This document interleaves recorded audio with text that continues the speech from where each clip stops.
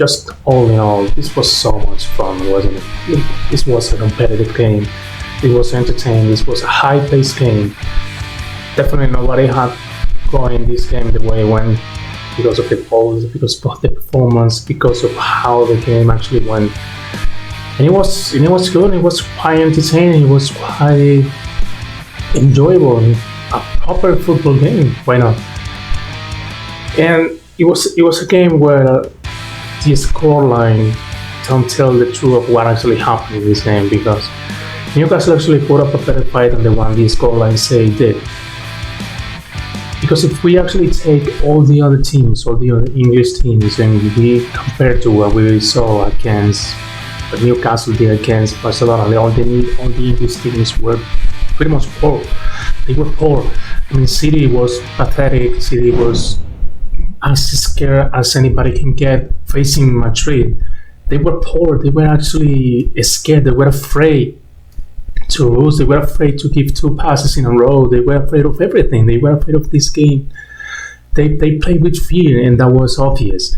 Chelsea got bullied. They got battered by PSG. They basically got rolled over by PSG, and that was so effortlessly by PSG. They did it seem so easy. I mean, the way they knocked Chelsea out of the competition was pretty much humiliating.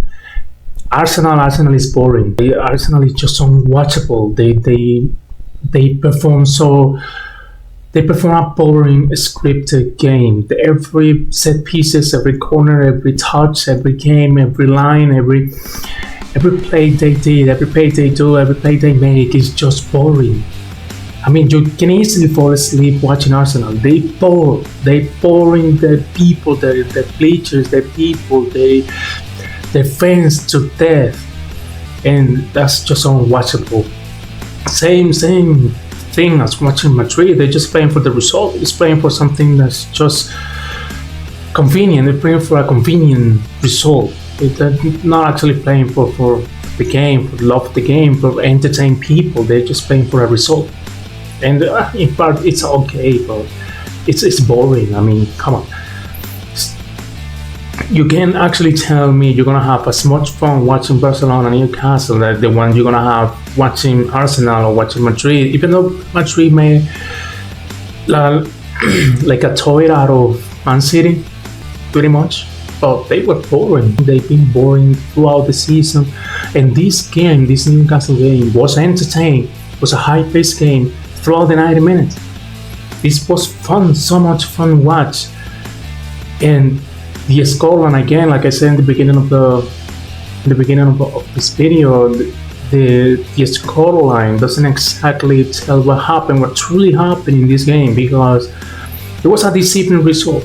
I mean, Chelsea, you can actually argue that Chelsea got battled the same way Newcastle did, but it's a lie, because Chelsea got humiliated. This is entirely rolled over by PSG.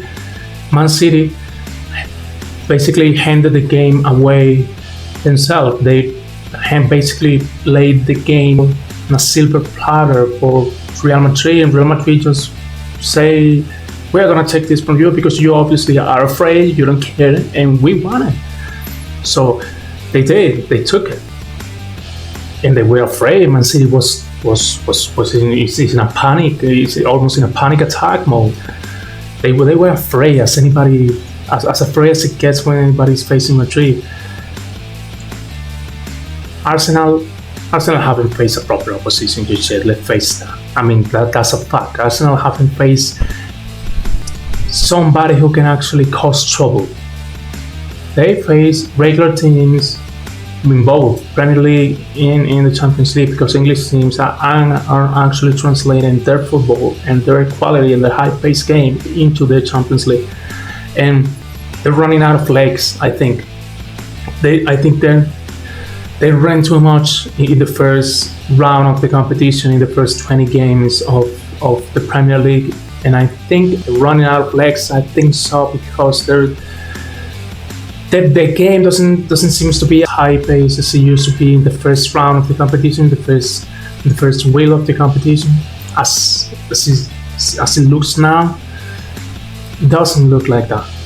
So right now, that was on the English side. On the Spanish side, which everybody thought they were dead, especially for what we all saw happening in the first leg. Barcelona wise, I mean, Barcelona was depleted, I guess, because of the game they had, the previous game before that first leg they had against Atletico Madrid, where they had to make a serious effort. They couldn't turn around the game. They couldn't turn around the draw against Madrid, against Atletico, and Atletico wound up making it to the final. And that was a physical effort on Barcelona's behalf, and I think they got tired. They came into this game pretty much tired. So that's why I think maybe Barcelona struggled so much pacing wise against Newcastle in that first leg. I think that was the main problem for them. Now in the second leg, especially in the second half of the second leg, they were completely battled. They got destroyed by Barcelona in that second half. I mean, Newcastle was a no-response patient. There was nothing to be done about what was going on in the game. To be honest, they were entirely destroyed by Barcelona in the second half, and I honestly thought that even before the last-minute penalty Jamal got in the first half, similar to the one they had in the first leg. But even before 15 minutes, 17 minutes before the penalty, Barcelona were imposing themselves on Newcastle. Because, I mean, they were creating chances, they were creating trouble for Newcastle. They were already on top of them. They were winning every ball, they were winning every line, they were winning basically every cross, and they were creating serious problems for Newcastle. And even if that penalty wouldn't have came, I think they would have scored anyway. Yeah, I think they would, because they were playing so much better, way far better than Newcastle was doing up until that point, and it was a moon case for Newcastle. Now the second half came in, nobody could do anything about it. Newcastle certainly couldn't do anything about it because they were lost. They were rolled over. They were being rolled over by Barcelona up until this point. They were lost. They were lost in the game. They got frustrated. They got tired of chasing the ball away throughout the game. They were running out of legs in the second half. They were running out of options as well. So in the end, basically Barcelona did things okay. It was a deceiving result because, again, the scoreline doesn't exactly tell true about what happened in the game, because I honestly thought Newcastle played a better game than the other English teams. Newcastle played really well. I mean, they did. And the way they got knocked out of the competition, it might seem like they played really bad when it's not the case. They play a fantastic football. They were excellent in the first half. They were excellent in the first leg.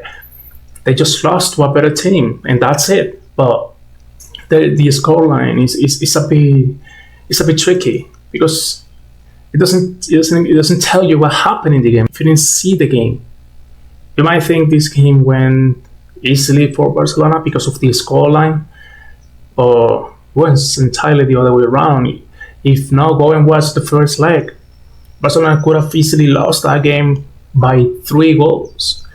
So this was good. It was a good performance by Newcastle, even though they just lost to a better team, and that's okay. This is football. This might happen. These things happen.